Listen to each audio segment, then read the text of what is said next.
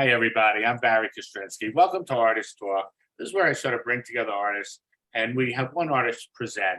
Format's going to change, but what we've been doing the last maybe 5 or 6 talks is 30-minute presentations. Feel free to sort of jump in, say hi, ask questions, post anything in the chat you like. Travis Lindquist is going to speak, and I want to do a little summary in that I don't do a summary. Usually, Artist Talks, you spell out like what the person did.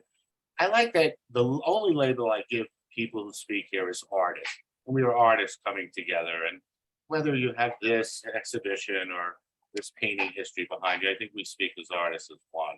So Travis, I'm going to hand it over to you. Good luck. We'll try screen sharing. I'll let everyone know Michael Kalmbach is coming next week to speak. Again, very interesting and diverse work I think you'll like. And we'll be moving to Tuesdays in September. And my website, I'll be sending it out so you can see information, what's to come. Okay, let's see what we can do here.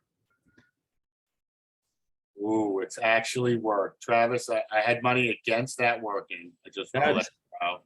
It's been an uphill battle, but I'm happy to say my very talented wife helped me thoroughly. Okay, and so I'm gonna go to play here.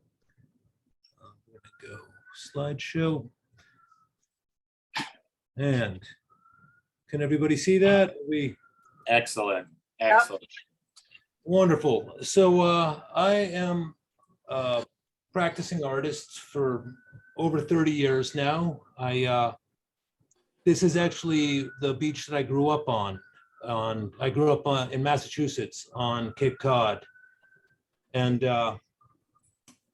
I then went to school in Boston. I was kind of a punk rocker and really just anti-authority, I guess, in every way possible.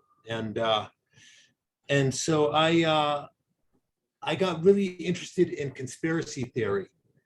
And in those conspiracies, there's so many different facets. I went down many rabbit holes, and this was when the internet, like YouTube, was ripe. Like the algorithms were so great for bringing you down deeper and deeper into the strangest places. And so I like Freemasons, like the whole idea of the Masonic control was something that really intrigued me. And then I also liked trying to find Masonic fraternal orders that were kind of untraditional or not all just white men. And so I did this painting of a group of Black Freemasons, which really, the way that images come to me, it's really kind of serendipitous. I allow synchronicity to kind of happen, and just the images come literally almost out of the trash. Like they come to me. There's a magnet. So this is a small painting on panel, and I think I will move on. So then another aspect of the conspiracy stuff that I was super intrigued by was mind control.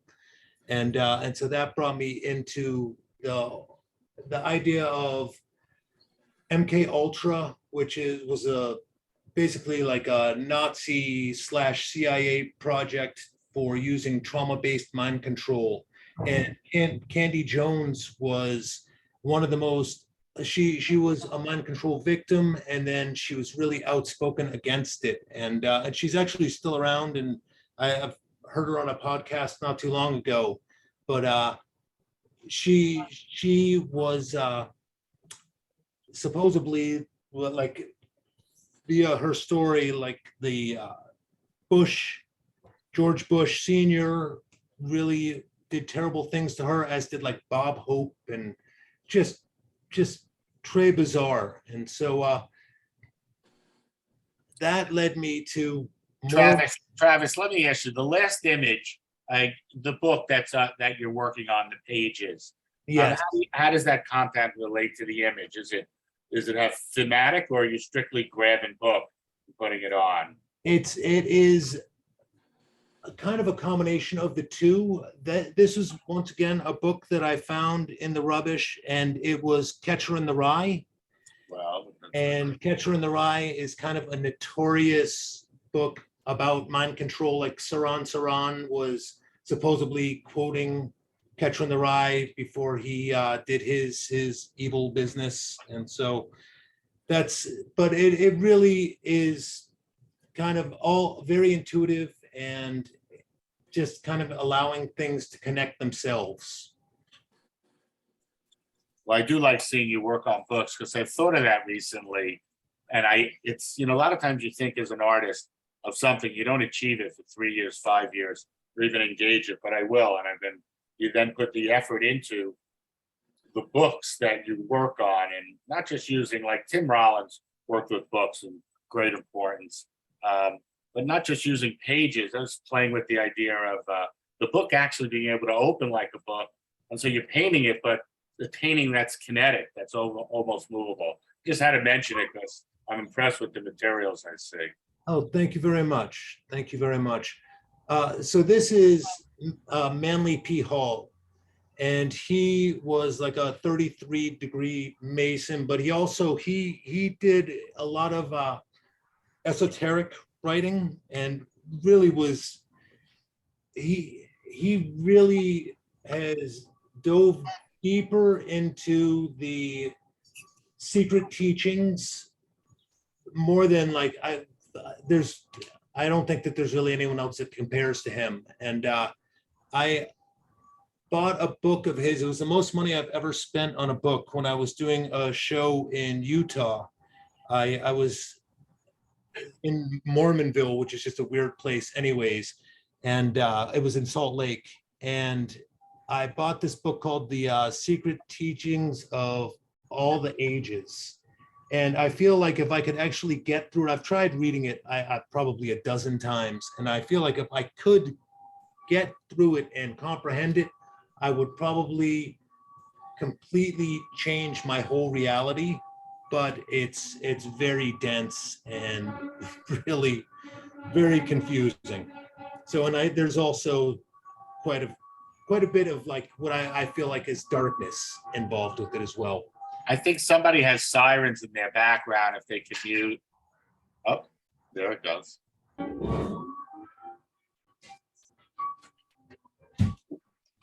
Sorry, yeah, that's what we get living in the city. Does everybody remember when we did the ATOA talks during COVID, and people would ring the bell at 7 o'clock or 6 o'clock? Oh, I do remember this. And we actually captured it on those tapes. It's really cool. That was a very, it was like stadium feel for the city, which is very rare. Yeah, that was. And so during this time, I was really into a lot of like kind of darker stuff. And I made this when I lived out in LA for a couple of years. And so like the Manson family was something I was really intrigued with, but as was Jim Jones. And this is a pretty large painting. It's, 3 by 4 foot of Jonestown. And yeah, I guess there was it was a morbid curiosity of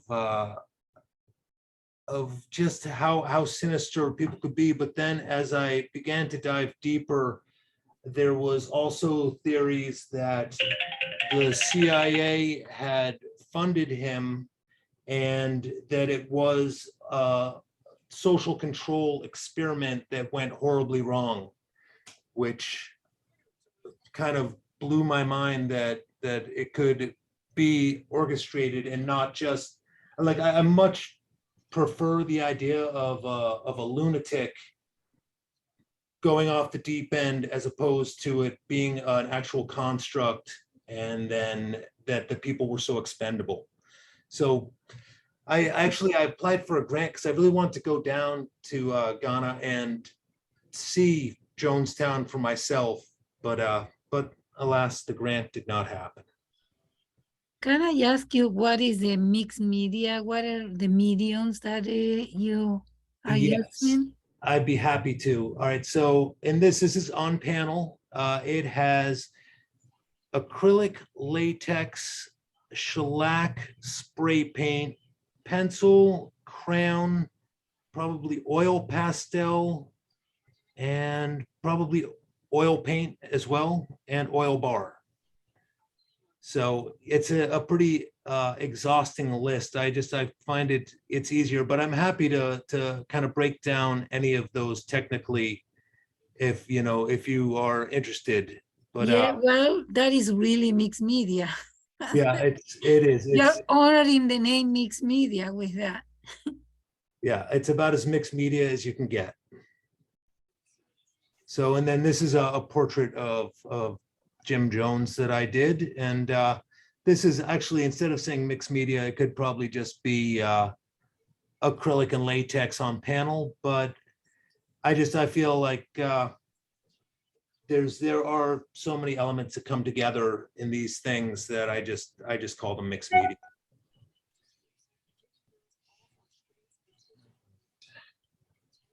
So another aspect of the conspiracy stuff that I dove into was the cell towers, and this was along the lines of mind control as well, and also weather manipulation. And so I felt like cell towers were really not just about us being connected on our handheld mobile devices, but they were also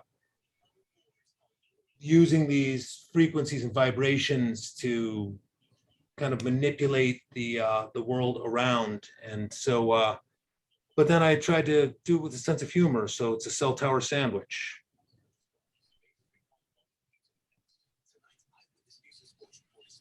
And this was a series of portraits that I did of the Baader Meinhof gang in Germany that were, as you probably remember, extremists in the late 60s and the early 70s, and they were once again very kind of punk rock, anti-authoritarian, but then they went down a dark road where they were kind of financing their cause with robbing banks and armed robbery, and just they went to a really dark place. But I also felt like these portraits, they felt like kind of such wholesome yearbook portraits when I saw them, that I was like, I really liked the idea that they were so sinister, or I guess it's just it's about being a full person, is where there is both the dark and the light. And so this is William Garrison. He was the caretaker at the Tate LeBlanca house, and he was the first suspect in all of the atrocities that the Manson family committed there. And he was just really like an innocent kid who was caught up in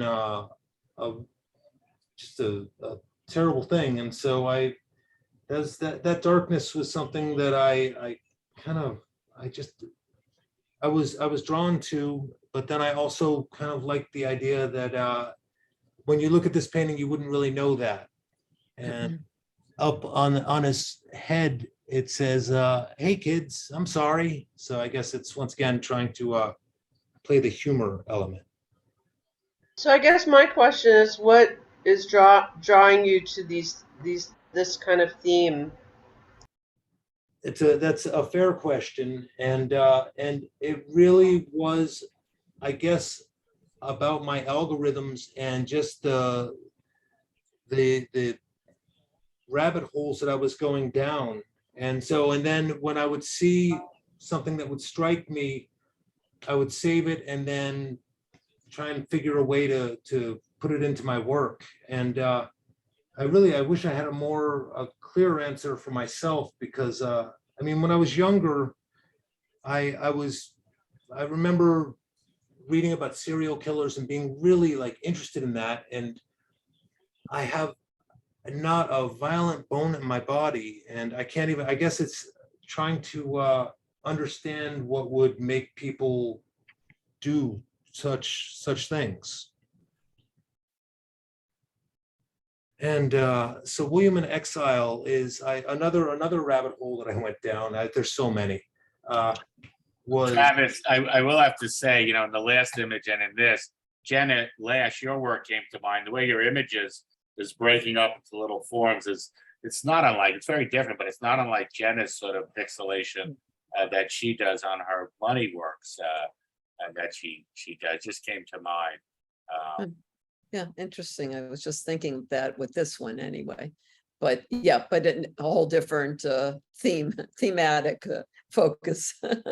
and you'll see that my themes have changed a great deal since these works, but I kind of wanted to give just a groundwork of where I was, and then you'll see what it's kind of turned into.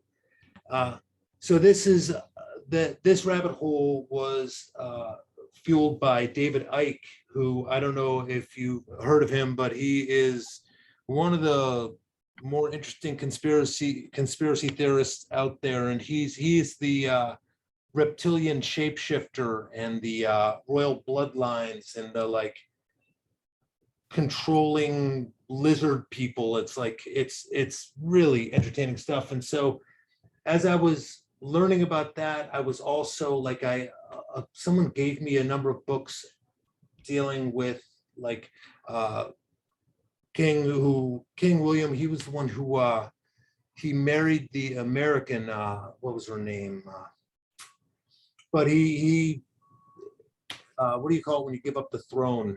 Yeah, I know who you're talking about.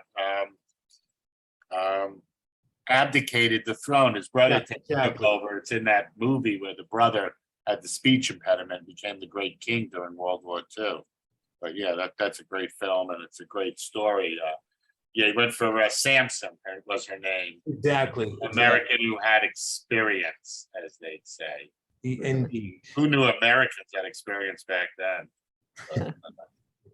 I know. I will say, Travis, I have a lot of friends who believe in conspiracy theory, and you know, I have an explanation for it too. But I always say I draw the line at the reptile people. If they believe in reptile people, that's it. I'm taking 10% off everything else they say right there. But, yeah, it's too deep. It's too deep. Yeah, it's too something. That's fine, and It's fine. I definitely believe in conspiracy because we know that there are small groups of people that conspire to do things to large groups of people. It's kind of been throughout history.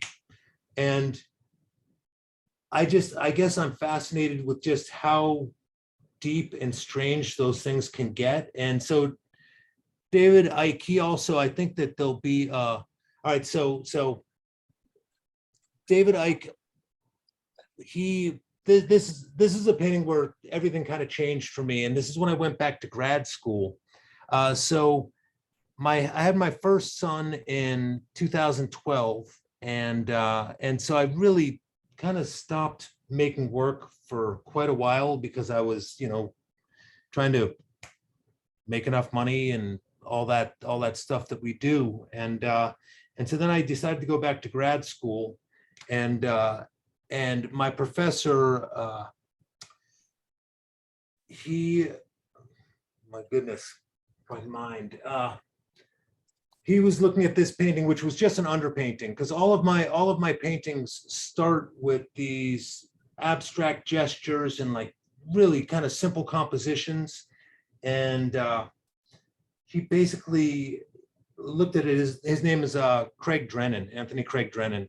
And he looked at this painting and he said, I don't ever really say this to anyone, but I really feel like this is at a place where you should stop and just look at it and learn from it. And I did that, and that has kind of led me down the road of trying to create sparse abstractions that make sense in my head. And so this one actually deals with David Icke's theories, which is funny that because I really had drifted very far away from that, but then I was back in the studio, and so I'm like, I can either listen to music or I listen to people talking. And so if I'm going to listen to people talking, I want to hear the craziest stuff possible.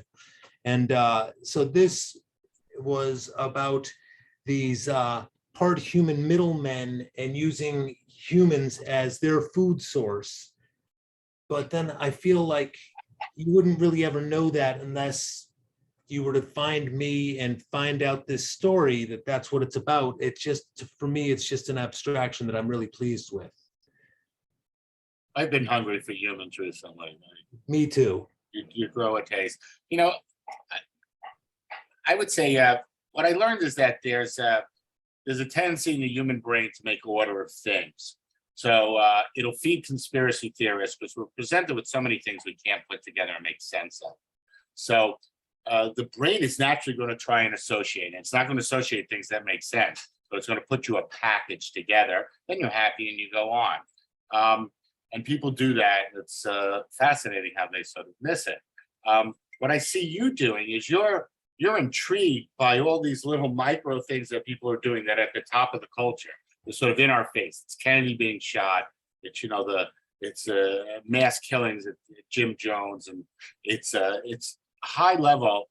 And you're trying to make sense of all these different things and not say what's the pattern, what's the association, but you're trying to again bring order to it, which of course obviously impossible. I would say, or to understand. And I think you're reacting, and I assume you're my age. I don't think you can express what it meant to know your president was shot. That like hadn't happened. And that put like an aura, when I heard it. I'm sure it did to all of us and hundreds of millions. So I think we're still sort of taking the bullet, the buckshot that's been flying off from the experience. Agreed. That was one of the most traumatic things that could happen to a country, and especially when people feel like, when we're talking about the Kennedy assassination and in specific, that the military-industrial complex seems very complacent in it, and so I feel like that kind of trauma makes us all want to, number one, either shut off or investigate it so deeply that it kind of goes crazy. So it's, yeah. So can I ask you if all the works that you are presenting, the new ones, are done during your time as a student or No. post student? Yes, some are and some are not. So Okay. this one was, and this was the idea that the moon is a base in which the controlling overlords manipulate humanity from. Just once again, a rabbit hole that I found intriguing and entertaining enough to make a work about.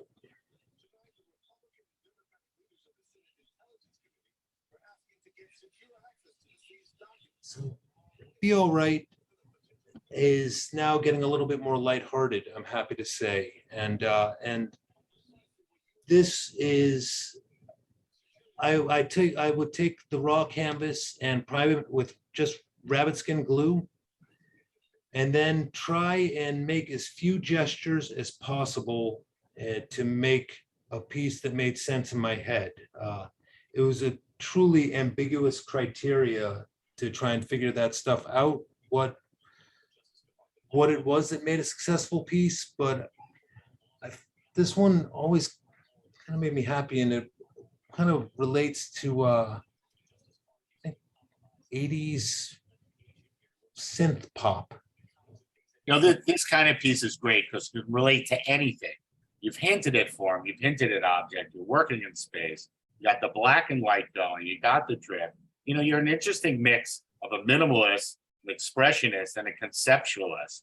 And certainly the bottom left, the action in there, the little triangular, rectangular shape there makes, you have enough play of interest. And I guarantee you, everybody is getting something different from this painting.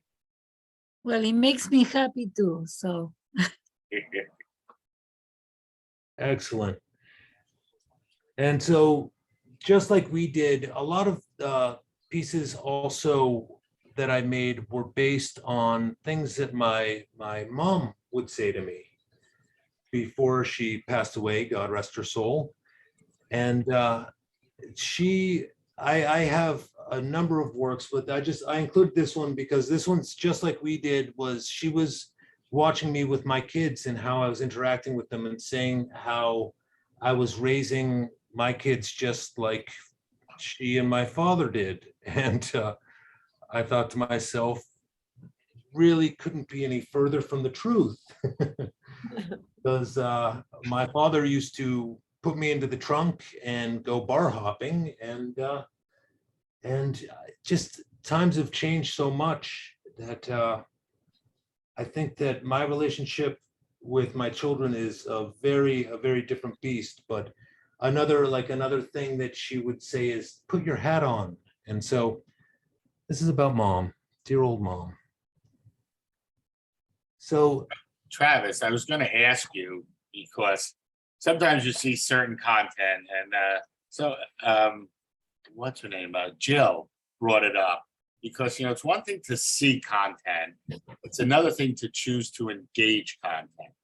And given the subject matter and the themes, I was going to really ask you, just the second before you said it, what was the personal you that's sort of relating to it? And then you said it.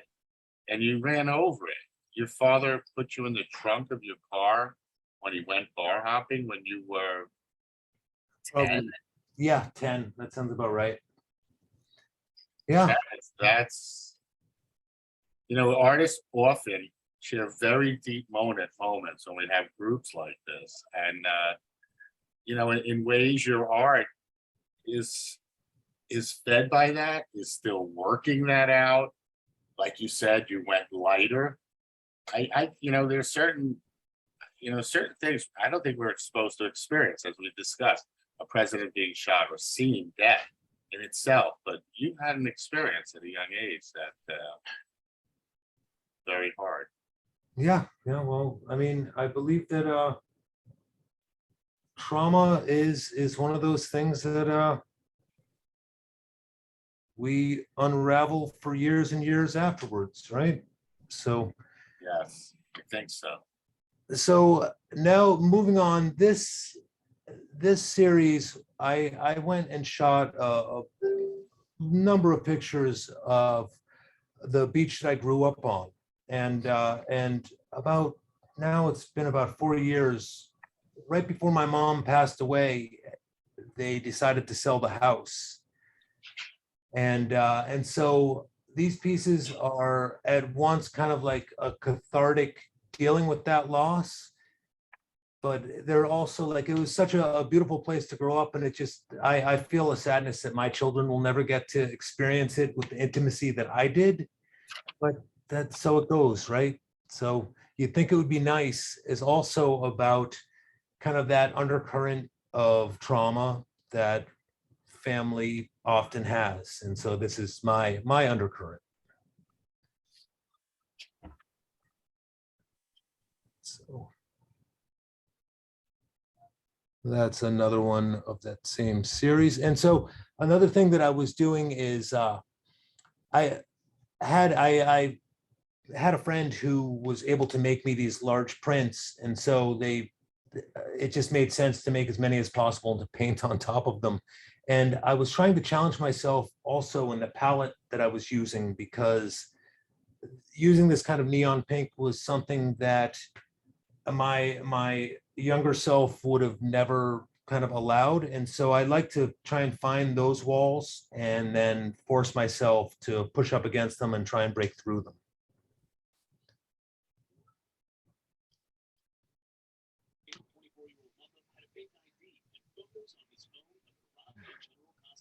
So this one is called Naked in the Sea, and it really deals kind of distinctly with an indelible memory that I have of being like probably 4 years old, and it being May, and May on the Cape is very cold, and just me marching into that water, and it was like a kind of I guess a baptism of sorts. And then probably my father put me in the trunk after that. So this is dealing with the same stuff. This is so while I was cleaning out my parents' house, I came across lots of photos, and this photo was taken in 1973 or 74 when we first moved to the Cape, and I then had that printed up large and painted on top of it. And BE I kind of like to leave that as a mystery, to be honest with you. But Travis, when did you first start painting on photos or amending photos? And what was the sort of, was there like a key idea moment? there is, and we're getting to that. But so I also, one of the things that I do is I collaborate a lot. And I have had a couple of different pretty successful, or I'm successful in collaboration groups, in the sense that we were able to show nationally and internationally. And so Goldmine Shithouse was really the first one that was really strong. And we would go and live in a gallery and make all of the works collaboratively while we were living there. And so they weren't just paintings, drawings, installations. They were like these relics from this site-specific performance installation piece. And one of the other artists, his name is David Hochbaum. He was a photographer, and we started working on top of his photographs. And so I think that might be kind of the impetus for the photographs that I was working on. So this is, I think it's called Just a Little Fucked Up. And this was my living room that I grew up in. So that's you can kind of see the beach outside. Yeah, we're the collaboration stuff I kind of put towards the end. No problem. You're doing great. Thank you. So yeah, this is just another of these beach scenes, and sometimes just being able to allow myself just that one gesture of white, like it takes so much zen and self-control to not overdo it, and then but not to underdo it too. It's really it's a great balancing act. Well said. Do you ever go back to, when you do this minimal gesture, go back to that photo, or is a one-time thing and that's it? Well, my creative process has almost always been to completely overwork things and then destroy them and try to bring them back. And now I'm trying to get what I like, hit my ambiguous criteria so I can be satisfied with it, using as few gestures as possible, which still I overwork and destroy things on a regular basis.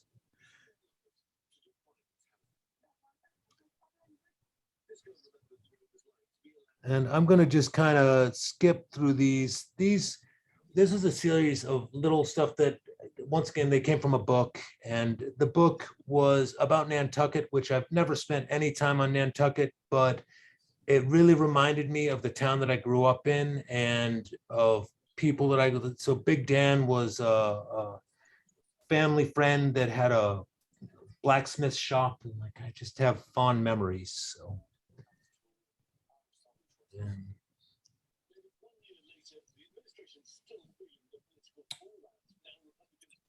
So this one, I like it because it says fuck on it, and then it's titled It All.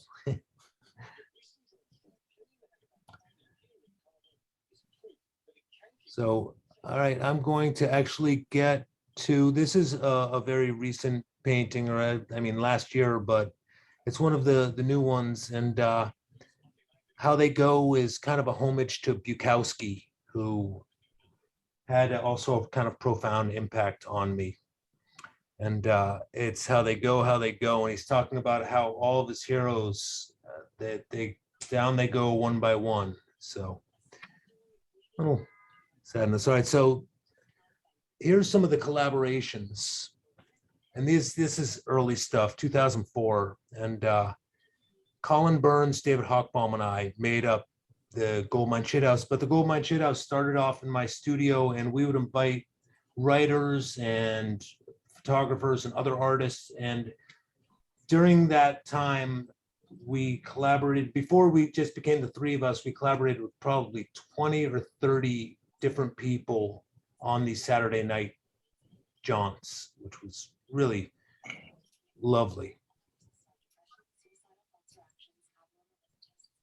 This is define stress.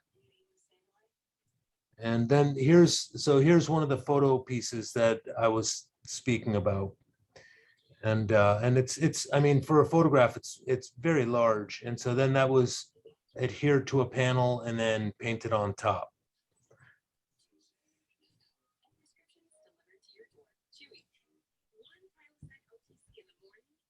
And then I also feel like pieces like this that I did with the Goldmine Shithouse really kind of helped fuel and shape the abstractions that I'm making now. And I only realized that while I was going through this stuff to put together this presentation. So I kind of just included this to more for me than for you guys.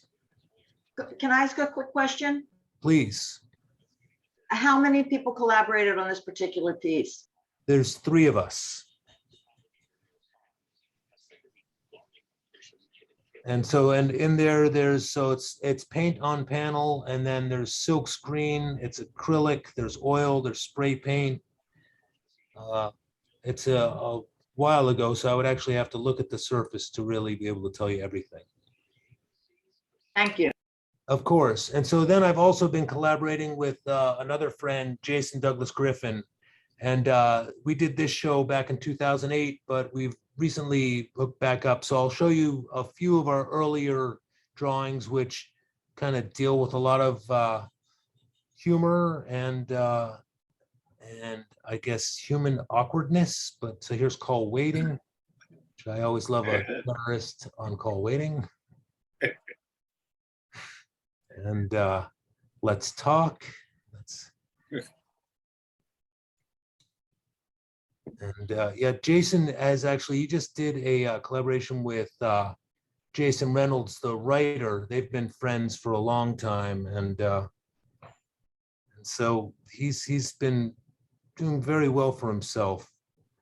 So Table for Two, it's just once again humor. And so this is what two canvases. They're both 2 by 3 foot, and the kind of working title right now is Suburban Desert Glass, but this is one of the new collaborations. This was just made in the past month and a half or 2 months ago.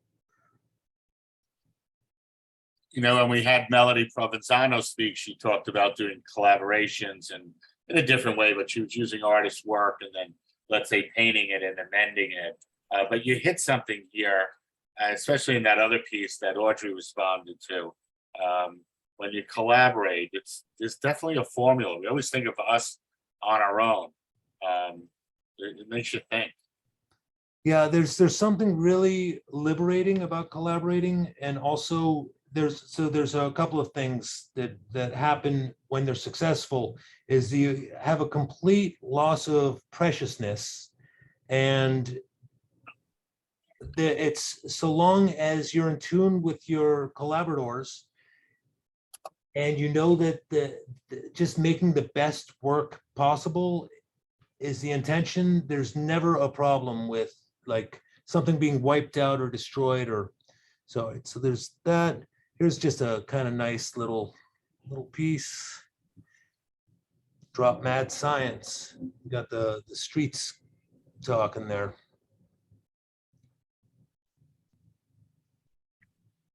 So yeah, and these haven't, like, some of them haven't been titled. They're still kind of in a loose phase, but I'm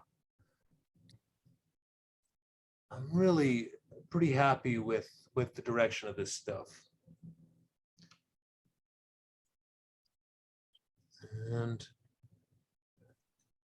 this one is the last one that I will be showing, and we were talking about different artists that have collaborated, and we were talking about the de Kooning and who did he do the piece with where it just got erased? Was it with Jasper Johns or was it with?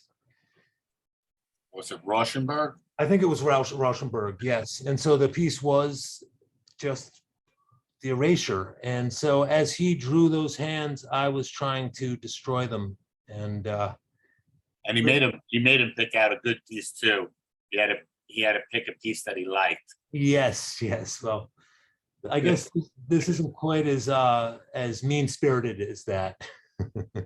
We've seen the theme of where you erase and destroy, and I'm exploring it in my work.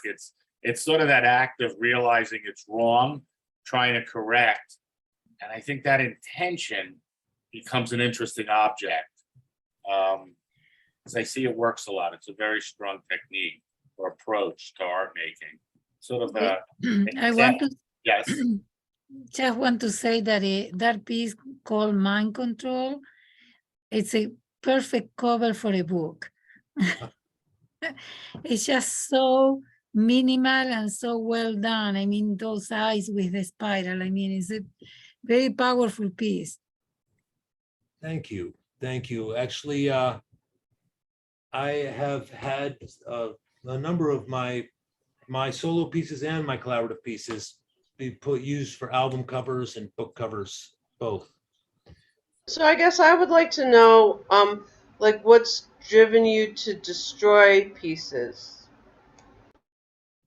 Oh, obsessive compulsive nature. I think that when I say destroy, when I was younger, a lot of the work was kind of, the idea was to kind of generate a real patina of surfaces, thinking lines of like Dubuffet, like wanting to really have that kind of graffiti history in that work. But while I was making them, I would be doing these kind of beautiful, minimal abstract gestures. And I would know in my heart, I would think, that's really good. I should leave it like that. But then something in me just kept me going to it more and more until it was completely destroyed. And then once I've completely destroyed it, it's that trying to bring it back, which it never goes back to the same place, but maybe you can get it to a place that in my ambiguous criteria, it's acceptable to exist in the world. You know, I know that you're talking about humor in a lot of these, and this isn't a criticism because I think there's a lot of really great pieces here, but I don't see this as humorous. I see it as pretty dark, a pretty dark place that you've been exploring. And if there is humor, it's more of a dark humor. At least that's the way it's affecting me. And that, you know, that can be a really good thing. But I'm not sure what you find humorous about it, really. Well, I think that we'd have to be more specific. Like if we're talking about Jonestown or about the Manson family, that's not where the humor is. I feel like the humor can be found in a number of other pieces because I guess as I've gotten older, why would I want to focus on that dark part of the world? I don't. So I've really kind of shifted my gears away from there. It seems that you transcended, you went into that path and transcended to a different path. That's what it looks like. And the last one, these flowers reminds me to Picasso. He has some paintings, very minimal, those kind of flowers. It just 100%. reminds me to him. Well, thank you very much. I will take that as a fine compliment, although probably not the nicest person, but the guy could lay down a line with some confidence that you don't really see very often. Yeah. Yes.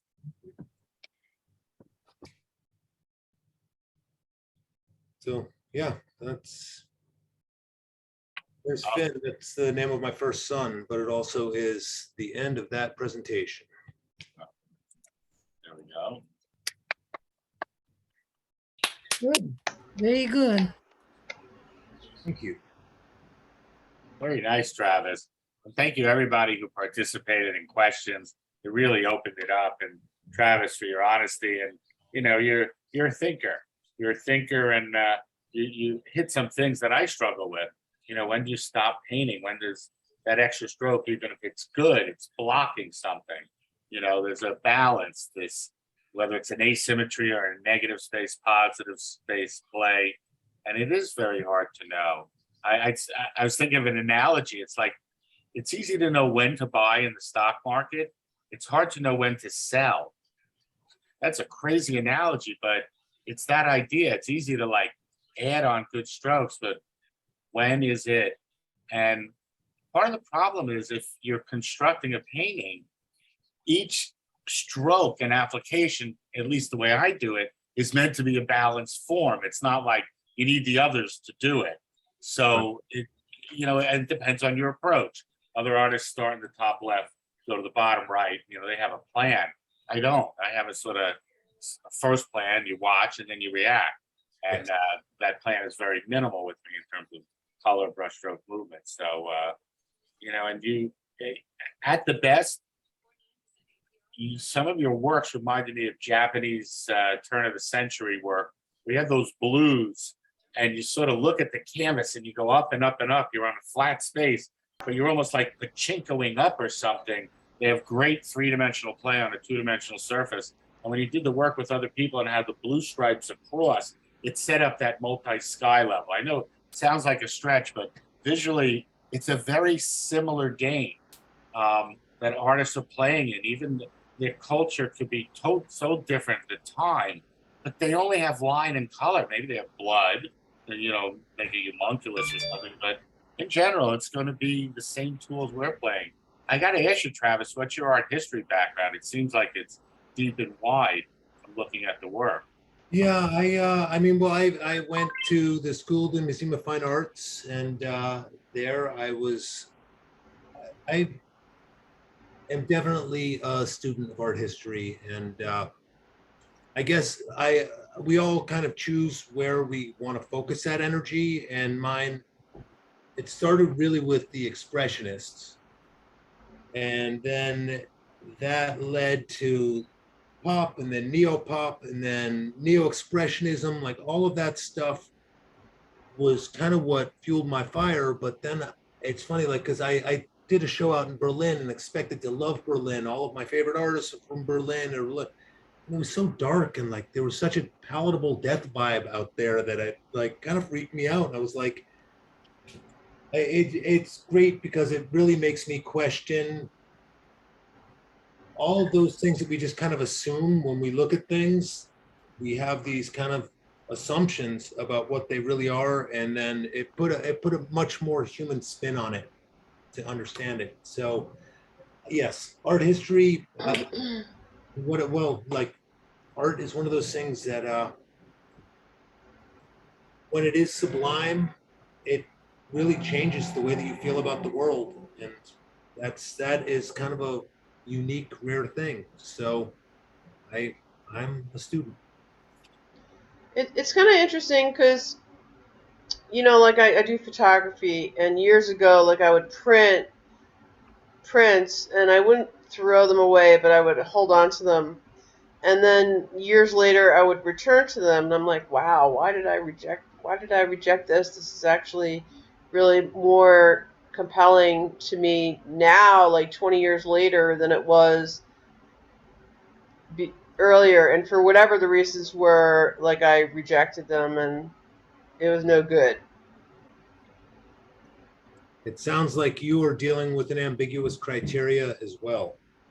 And that's the thing, is that it's funny. It's kind of, I have oftentimes in the studio, I have the thing where it's like when you go into the record shop and you're like, I want to get all this music. And then as soon as you get in there, you have no idea what music you want to get. And everything you look at doesn't work. And so I'll have all these sketches worked out, and I'm like, I've got all these ideas, and then go into the studio and be like, that's terrible. It's awful. It's terrible. It's awful. And so it's just, for me, it's about kind of putting your nose to the grindstone and trying to make the work. But, I was really drawn to some of the minimalist images and also the collaborations too. thank you. Yeah, that early work, I was a little heavy on that. Sorry about that. I should have kind of shown you guys more of what I'm into now, because I for some reason I felt like I had to kind of show a history of where I came from to get to this point. I think that is a great idea to bring from that. I already said it, that you just overcame that by working on it. And I think that is great to see your process and your timeline. I think that is a very interesting process. Also, thank you for bringing up the collaborations. I think that there are many ways to collaborate, but more and more, I think that we are kind of getting out of the studio and see the world more like we are not alone. So I like that experience too. Thank you. Yeah, it's because right now my studio is really very tight. It's either my living room or it's like a shared room, so it's not ideal. And so it's always nice to be able to go to another working studio and really feel that freedom of being able to not have to worry about getting crap on the floor or any of that stuff. I'm hungry for a studio.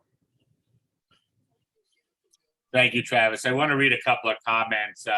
Jenna Lass says, thank you for a thoughtful presentation. Audrey Anastasia, a great comment that there's an element of surrender in collaborations, and probably surrendering the hardest thing that a artist to surrender, that sort of ego, that it's me, I'm an artist worthy of a museum. It's and that's probably a great experience, I would imagine. It is. So, thanks for highlighting that. You hit a lot of great points. Close it up with any other comments or remarks anybody would like to make. Feel free. I do want to thank Michael Krasowitz, as always. Last minute, I sent him information. Like, Michael, you're going to be the backup. He is ready to go. And, Michael, thank you. If you had a little more hair on the head, I could love you. I want to also just say about collaboration. The thing I love about it, on top of this idea of surrender, is that we get to respond and react to what someone else has done, rather than when we're alone in the studio, we're only responding to ourselves. And so the couple of times I've had that experience, and I hope to have it again in the future, it helped me discover something about myself through responding to what someone else did. And it's exciting if we can set up that collaborative dynamic. It's hard to find the correct chemistry. So as I said, when Goldmine Shithouse started, actually when it started, it was just called Gay Art Night. And I was like, it's a great name, but none of us are gay. Or actually some of the people who came and collaborated with us, but it's like, and so I changed it to Goldmine Shithouse because that also really made a lot of sense. And so I got to collaborate with so many different people. And like, there was an artist and his name was Orpheus. And if you were to Orpheus something, it meant that you would just destroy it. You would ruin anything you touched. So finding the right people and that right chemistry it's challenging. And when it comes, it's really pretty magical. Yeah, but each person brings something out in you. And actually, I have Orpheus things because I wanted to, and it felt really good. Exactly. Well, thank you, Travis. Thank you. Yeah, Thank Thank you. Great Thank you again, presentation. Travis. That was a very heartfelt presentation, very deep intellectually and also personally. Thank you. And everybody, thanks for coming. The big commodity is your time, and you give of it freely. And we sort of collaborate here with ideas. Someone mentioned something, maybe someone's thinking of it, we realize we vocalize and think similar, or maybe your thoughts that you didn't think of, and that's how we grow. So, I applaud everything you're doing. And again, found Travis just looking at work that I thought was interesting. I think our work speaks for ourselves. I knew none of the background. Travis was a New York City artist, but I think that's sort of part of the fun, to be able to identify great artists by the great work they do. And I've seen your work evolve and change in the last few years as well. And again, that's one of the nicest things, knowing artists as friends, or just knowing them as, through however you do, and seeing evolution. It is a beautiful thing. So thank you, Travis, and thanks everybody. Nice to see friends, and maybe more collaborations to come. Thank you, Barry. Thanks, Barry. Good night, everybody. Thank you. That was great.